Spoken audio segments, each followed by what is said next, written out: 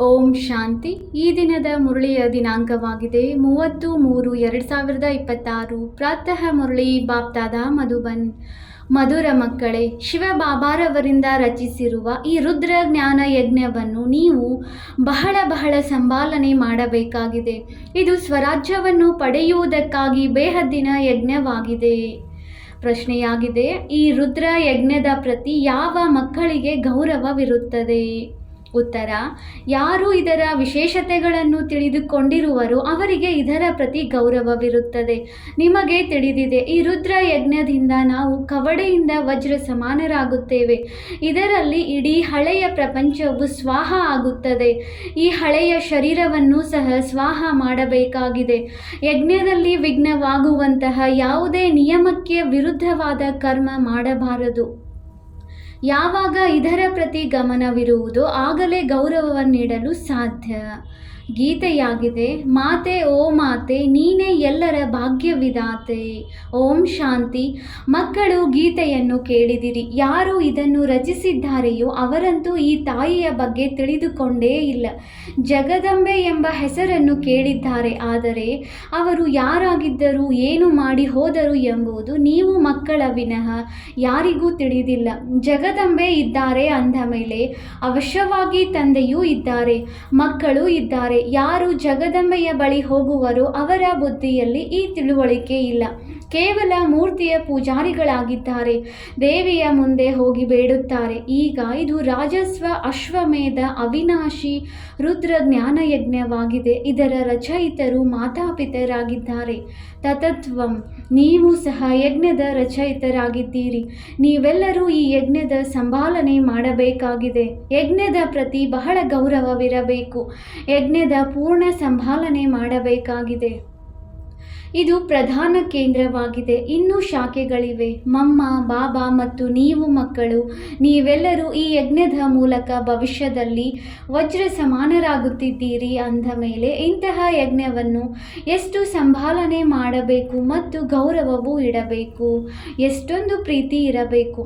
ಇದು ನಮ್ಮ ತಾಯಿಯಾದ ಜಗದಂಬಾರವರ ಯಜ್ಞವಾಗಿದೆ. ಮಮ್ಮ ಬಾಬಾರವರ ಯಜ್ಞವೆಂದರೆ ನಮ್ಮ ಯಜ್ಞವೂ ಆಗಿದೆ. ಯಜ್ಞದ ವೃದ್ಧಿ ಮಾಡಬೇಕಾಗಿದೆ. ಯಜ್ಞದಲ್ಲಿ ಅನೇಕ ಮಕ್ಕಳು ಬಂದು ತಮ್ಮ ತಂದೆಯಿಂದ ಆಸ್ತಿಯನ್ನು ಪಡೆಯಲು ತಾನು ತೆಗೆದುಕೊಳ್ಳಲು ಸಾಧ್ಯವಿಲ್ಲ. ಬಿಡುವಿಲ್ಲವೆಂದರೆ ಅನ್ಯರಿಗಾದರೂ ನಿಮಂತ್ರಣ ಕೊಡಬೇಕು. ಇದರ ಹೆಸರೇ ರಾಜಸ್ವ ಅಶ್ವಮೇಧ ಜ್ಞಾನ ಯಜ್ಞ. ಇದರಿಂದ ಸ್ವರಾಜ್ಯ ಸಿಗುತ್ತದೆ. ಈ ಯಜ್ಞದಲ್ಲಿ ಹಳೆಯ ಶರೀರವನ್ನು ಸಹ ಸ್ವಾಹ ಮಾಡಲಾಗುತ್ತದೆ. ಬಲಿಹಾರಿಯಾಗಬೇಕಾಗಿದೆ. ಯಜ್ಞವೆಂದರೆ ಯಾವುದೇ ಮನೆಯಲ್ಲ, ಇದು ಬೇಹದ್ದಿನ ಮಾತಾಗಿದೆ. ಯಾವ ಯಜ್ಞದಲ್ಲಿ ಇಡೀ ವಿಶ್ವವೇ ಸ್ವಾಹ ಆಗುವುದು. ಮುಂದೆ ಹೋದಂತೆ ನೀವು ನೋಡುವಿರಿ ಈ ಯಜ್ಞಕ್ಕೆ ಎಷ್ಟೊಂದು ಗೌರವ ಕೊಡುತ್ತಾರೆ.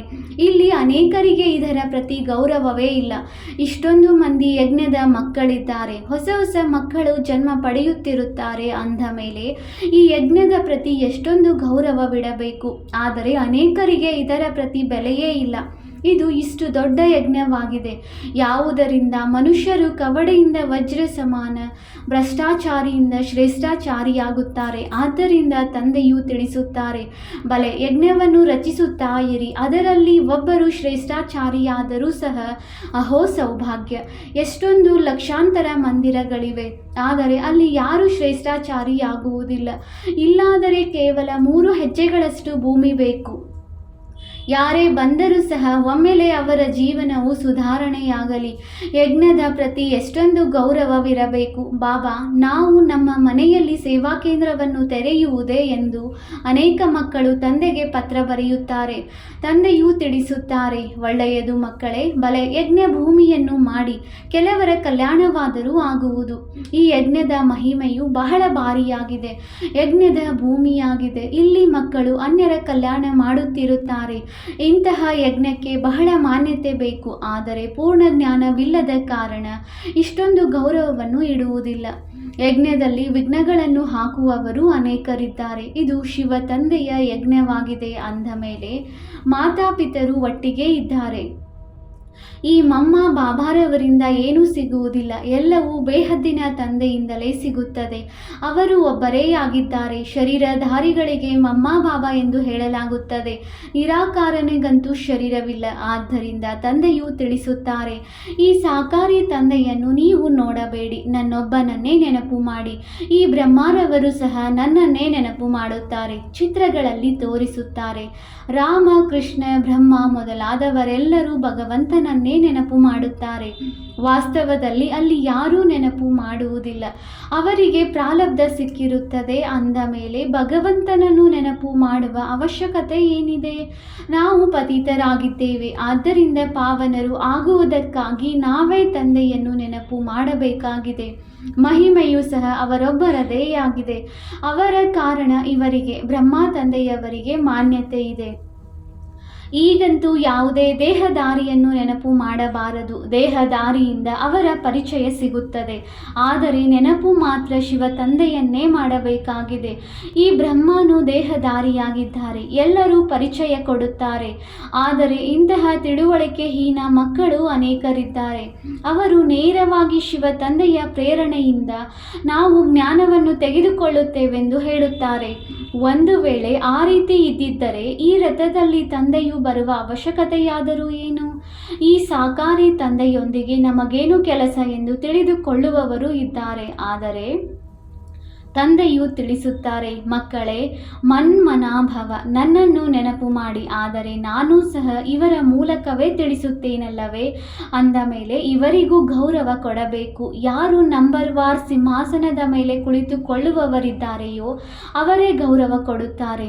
ಮಮ್ಮ ಬಾಬಾರವರು ಮೊದಲು ರಾಜ ಸಿಂಹಾಸನದ ಮೇಲೆ ಕುಳಿತುಕೊಳ್ಳುತ್ತಾರೆ, ಮತ್ತೆ ಅವರನ್ನು ಫಾಲೋ ಮಾಡಬೇಕಾಗಿದೆ. ಬಹಳ ಪ್ರಜೆಗಳನ್ನು ತಯಾರು ಮಾಡಬೇಕಾಗಿದೆ. ಪದವಿಯು ಬಹಳ ಉನ್ನತವಾಗಿದೆ. ಯಾವುದೇ ಹೆದರುವ ಮಾತಿಲ್ಲ. ವಿಮಾನದಲ್ಲಿ ಯಾರಾದರೂ ಹೊಸಬರು ಕುಳಿತುಕೊಂಡರೆ ಹೆದರುತ್ತಾರೆ. ಇನ್ನು ಕೆಲವರು ನೋಡಿ ಚಂದ್ರ ಗ್ರಹದವರೆಗೂ ಹೋಗುತ್ತಿರುತ್ತಾರೆ. ಎಲ್ಲವೂ ಅಭ್ಯಾಸದ ಮಾತಲ್ಲವೇ? ಆದರೆ ಅದರಿಂದೇನೂ ಲಾಭವಾಗುವುದಿಲ್ಲ. ಇದನ್ನು ನೀವು ತಿಳಿದುಕೊಂಡಿದ್ದೀರಿ. ಚಂದ್ರ ಗ್ರಹದಲ್ಲಿಯೂ ನಾವು ರಾಜಧಾನಿಯನ್ನು ಕಟ್ಟುತ್ತೇವೆಂದು ಅವರು ತಿಳಿಯುತ್ತಾರೆ. ಆದರೆ ಅದೇನೂ ಆಗುವುದಿಲ್ಲ. ಇದು ಅವನತಿಯಲ್ಲವೇ? ಉತ್ಥಾನ ಮತ್ತು ಪತನವನ್ನು ಸಹ ಮಕ್ಕಳು ತಿಳಿದುಕೊಂಡಿದ್ದೀರಿ. ಈ ಲಕ್ಷ್ಮೀನಾರಾಯಣರು ರಾಜ್ಯಭಾರ ಮಾಡುತ್ತಿದ್ದರೆಂದು ಚಿತ್ರಗಳು ಇವೆ. ಇತ್ತೀಚೆಗಂತೂ ನೋಡಿ, ಭಾರತವು ಎಷ್ಟು ಬಡ ದೇಶವಾಗಿದೆ. ಇದು ಸತ್ಯ ಮಾತಾಗಿದೆ. ಅವರು ಸಹ ಇದನ್ನು ಸ್ಪಷ್ಟವಾಗಿ ಬರೆದಿದ್ದಾರೆ. ಅಂದ ಮೇಲೆ ಏಣಿ ಚಿತ್ರದಲ್ಲಿ ತೋರಿಸಬೇಕು. ಸತ್ಯಯುಗದಲ್ಲಿ ವಜ್ರ ವೈಡೂರ್ಯಗಳ ಮಹಲುಗಳು ಹೊಳೆಯುತ್ತವೆ. ಇಲ್ಲಿ ಕವಡೆಗಳು ಎಂಬುದನ್ನು ತೋರಿಸಬೇಕು. ಮೊದಲು ಕವಡೆಗಳು ಚಲಾವಣೆಯಲ್ಲಿತ್ತು. ಗುರುದ್ವಾರದಲ್ಲಿ ಕವಡೆಗಳನ್ನು ಇಡುತ್ತಿದ್ದರು. ಈಗಂತೂ ಯಾರು ಹಣವನ್ನು ಸಹ ಇಡುವುದಿಲ್ಲ. ಏಣಿಯ ಚಿತ್ರವು ಬಹಳ ಚೆನ್ನಾಗಿದೆ. ಇದರಲ್ಲಿ ನೀವು ಬಹಳಷ್ಟು ಬರೆಯಬಹುದು. ಮಮ್ಮ ಬಾಬಾರವರ ಜೊತೆ ಮಕ್ಕಳ ಚಿತ್ರವೂ ಇರಲಿ ಮತ್ತು ಮೇಲ್ಭಾಗದಲ್ಲಿ ಆತ್ಮಗಳ ವೃಕ್ಷವನ್ನು ತೋರಿಸಿ. ಹೊಸ ಹೊಸ ಚಿತ್ರಗಳು ತಯಾರಾಗುತ್ತಾ ಹೋಗುತ್ತವೆ.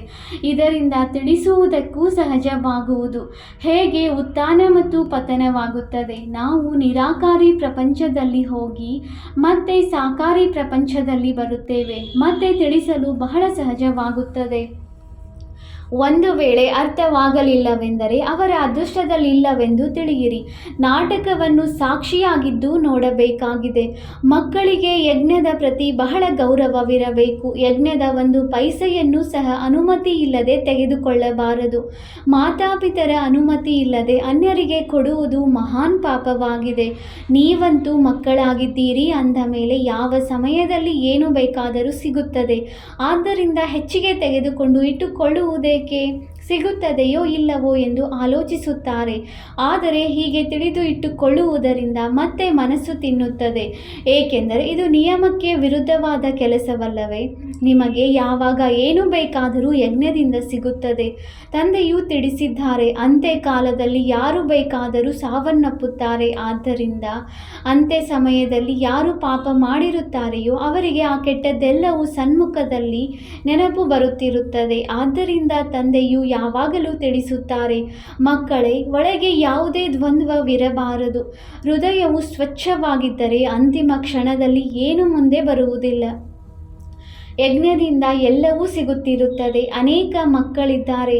ಯಾರ ಬಳಿ ಬಹಳಷ್ಟು ಹಣವಿದೆ ಅವರಿಗೆ ತಂದೆಯು ಹೇಳುತ್ತಾರೆ, ಅವಶ್ಯಕತೆ ಇದ್ದಾಗ ಕೇಳಿ ತರಿಸಿಕೊಳ್ಳುತ್ತೇವೆ ಬಾಬಾ, ಅವಶ್ಯಕತೆ ಬಿದ್ದಾಗ ತಿಳಿಸಿ, ನಾವು ಕುಳಿತಿದ್ದೇವೆ ಎಂದು ಹೇಳುತ್ತಾರೆ. ಬಲೆ ಪವಿತ್ರವಾಗಿರುವುದಿಲ್ಲ, ಆಹಾರ ಪಾನೀಯ ಪಥ್ಯವನ್ನೂ ಇಡುವುದಿಲ್ಲ. ಆದರೆ ಈ ಪ್ರತಿಜ್ಞೆ ಮಾಡುತ್ತಾರೆ, ಬಾಬಾ ನಮ್ಮ ಬಳಿ ಬಹಳಷ್ಟು ಹಣವಿದೆ, ಅದು ಹಾಗೆಯೇ ಸಮಾಪ್ತಿಯಾಗುತ್ತದೆ. ಮಧ್ಯದಲ್ಲಿ ಯಾರಾದರೂ ತಿಂದು ಬಿಡುತ್ತಾರೆ. ಆದ್ದರಿಂದ ತಮಗೆ ಯಾವಾಗ ಬೇಕು ಆಗ ಕೇಳಿ ಪಡೆಯಿರಿ ಎಂದು ಹೇಳುತ್ತಾರೆ. ಅದಕ್ಕೆ ತಂದೆಯು ಹೇಳುತ್ತಾರೆ, ತೆಗೆದುಕೊಂಡು ನಾವಾದರೂ ಏನು ಮಾಡುವುದು?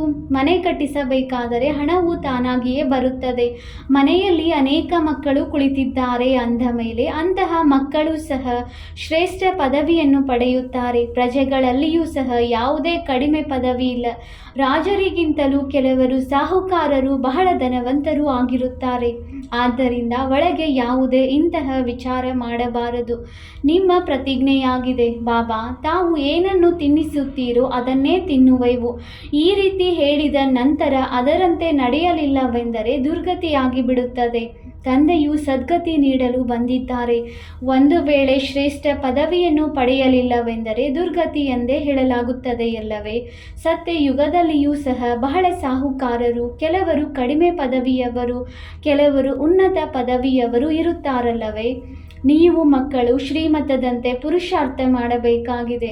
ತನ್ನ ಮತದಂತೆ ನಡೆದರೆ ತಮಗೆ ಮೋಸ ಮಾಡಿಕೊಳ್ಳುತ್ತೀರಿ. ಇದು ಶಿವ ತಂದೆಯು ರಚಿಸಿರುವ ಜ್ಞಾನ ಯಜ್ಞವಾಗಿದೆ. ಇದರ ಹೆಸರೇಯಾಗಿದೆ ಅಶ್ವಮೇಧ ಅವಿನಾಶಿ ರುದ್ರ ಜ್ಞಾನ ಯಜ್ಞ. ಶಿವ ತಂದೆಯು ಬಂದು ಸ್ವರಾಜ್ಯವನ್ನು ಕೊಡುತ್ತಾರೆ. ಯಾರ ಅದೃಷ್ಟದಲ್ಲಿಲ್ಲವೋ, ಹೆಸರು ಪ್ರಸಿದ್ಧವಾಗುವುದಿಲ್ಲವೋ ಅಂಥವರ ಬಾಯಿಂದ ಒಳ್ಳೊಳ್ಳೆಯ ವಿಚಾರಗಳು ಹೊರಬರುವುದಿಲ್ಲ. ಯಾರಿಗೂ ತಿಳಿಸುವುದೂ ಇಲ್ಲ. ಹೆಸರು ಪ್ರತ್ಯಕ್ಷವಾಗಲು ಇನ್ನೂ ಸಮಯವಿದೆ. ಆ ಕಾರಣ ತಿಳಿಸುವ ಸಮಯದಲ್ಲಿ ಮುಖ್ಯ ಮಾತುಗಳು ಮರೆತು ಹೋಗುತ್ತವೆ. ಇದನ್ನು ಸಹ ತಿಳಿಸಬೇಕು. ಸ್ವರಾಜ್ಯವನ್ನು ಪಡೆಯುವುದಕ್ಕಾಗಿ ಇದು ರಾಜಸ್ವ ಅಶ್ವಮೇಧ ಅವಿನಾಶಿ ರುದ್ರ ಜ್ಞಾನ ಯಜ್ಞವಾಗಿದೆ. ಇದನ್ನು ಬೋರ್ಡಿನ ಮೇಲೂ ಬರೆಯಿರಿ. ಈ ಯಜ್ಞದಲ್ಲಿ ಹಳೆಯ ಪ್ರಪಂಚವೆಲ್ಲವೂ ಸ್ವಾಹ ಆಗಿಬಿಡುತ್ತದೆ. ಇದಕ್ಕಾಗಿಯೇ ಈ ಮಹಾಭಾರತ ಯುದ್ಧವು ನಿಂತಿದೆ.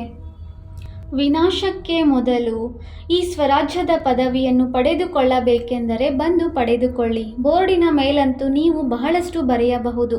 ಅದರಲ್ಲಿ ಗುರಿಧೇಯವೂ ಸಹ ಬಂದು ಬಿಡಬೇಕು. ಕೆಳಭಾಗದಲ್ಲಿ ಬರೆಯಿರಿ, ಸ್ವರಾಜ್ಯ ಪದವಿ ಸಿಗುತ್ತದೆ. ಎಷ್ಟು ಸಾಧ್ಯವೋ ಅಷ್ಟು ಸ್ಪಷ್ಟ ಬರವಣಿಗೆ ಇರಲಿ. ಯಾವುದನ್ನು ಯಾರೇ ಓದಿದರೂ ಸಹ ಅರ್ಥವಾಗುವಂತಿರಲಿ. ಹೀಗೆ ಬೋರ್ಡನ್ನು ಮಾಡಿಸಿ ಈ ಶಬ್ದಗಳನ್ನು ಅವಶ್ಯವಾಗಿ ಬರೆಯಿರಿ ಎಂದು ತಂದೆಯು ಆದೇಶ ನೀಡುತ್ತಾರೆ.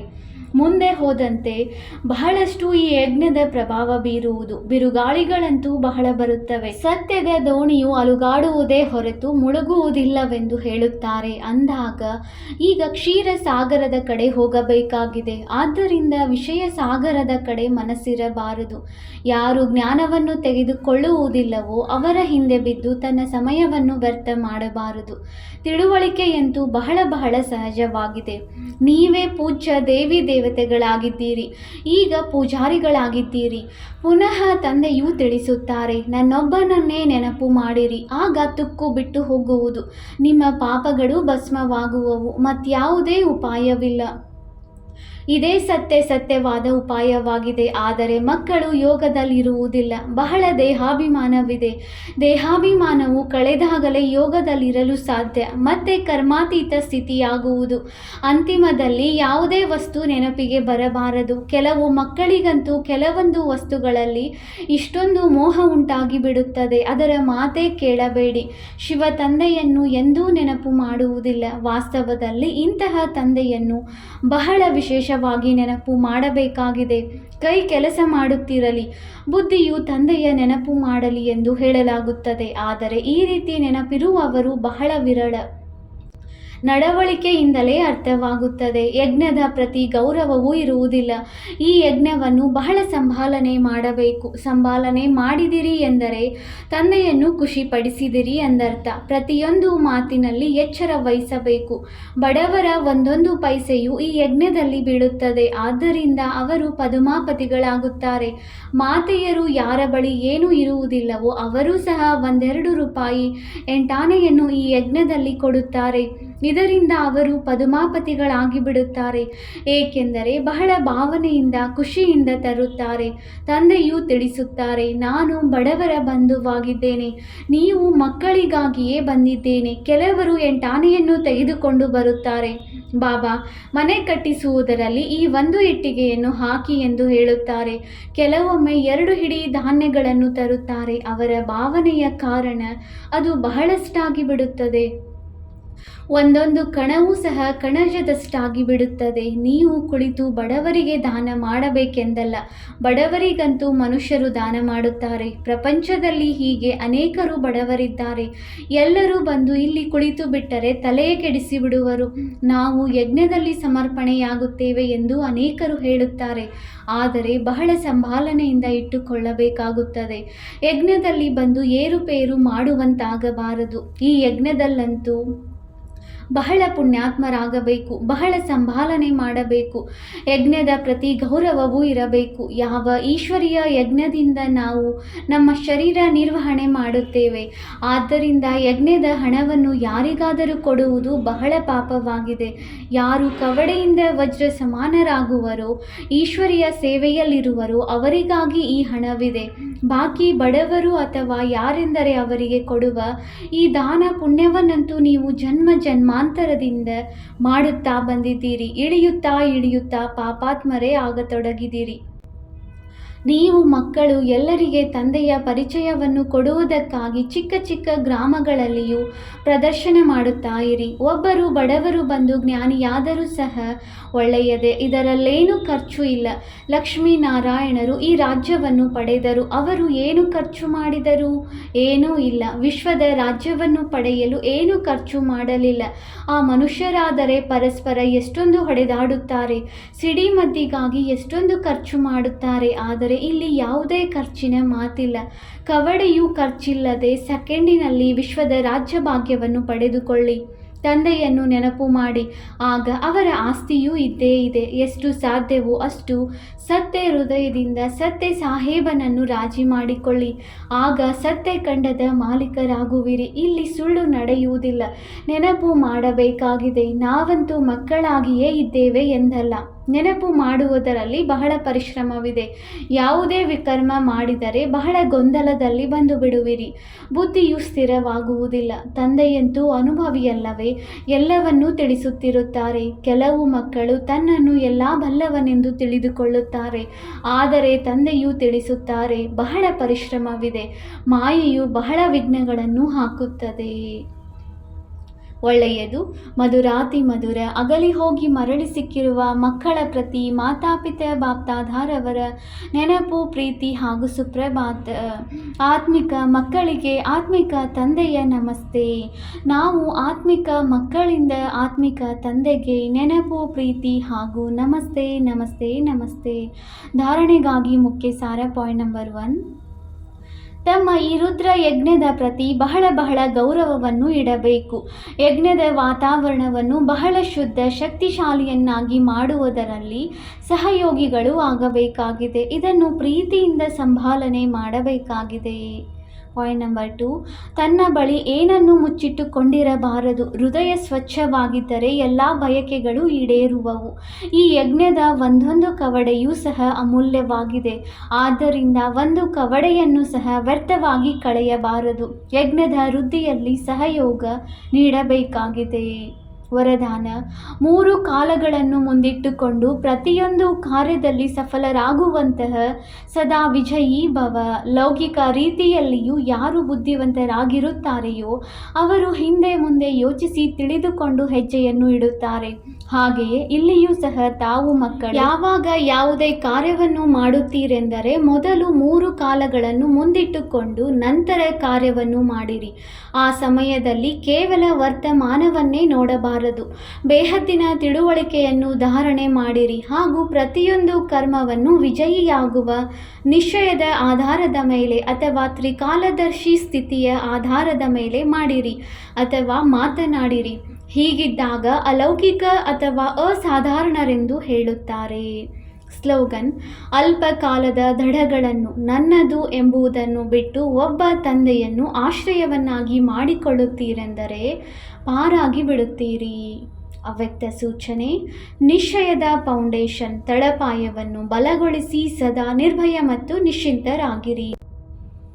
ಕೆಲ ಮಕ್ಕಳು ತಿಳಿಯುತ್ತಾರೆ, ನಾನು ಸ್ವಯಂವನ್ನು ತಿಳಿದುಕೊಂಡಿದ್ದೇನೆ, ನಾನು ಸರಿಯಾಗಿದ್ದೇನೆ. ಬೇರೆಯವರು ತಿಳಿದುಕೊಂಡಿಲ್ಲ ಅಥವಾ ಬೇರೆಯವರು ಅರಿತುಕೊಂಡಿಲ್ಲ. ಕೊನೆಗೆ ಅರಿತುಕೊಳ್ಳುವರು ಅಥವಾ ಮುಂದೆ ನೋಡೋಣ ಏನಾಗುತ್ತದೆ. ಇದು ಸಹ ಜ್ಞಾನ ಸ್ವರೂಪ, ನೆನಪು ಸ್ವರೂಪ, ಆತ್ಮಕ್ಕೆ ಸ್ವಯಂವನ್ನು ಮೋಸ ಮಾಡಿಕೊಳ್ಳುವಂತಹ ಹುಡುಗಾಟಿಕೆಯ ಮಧುರ ನಿದ್ರೆಯಾಗಿದೆ.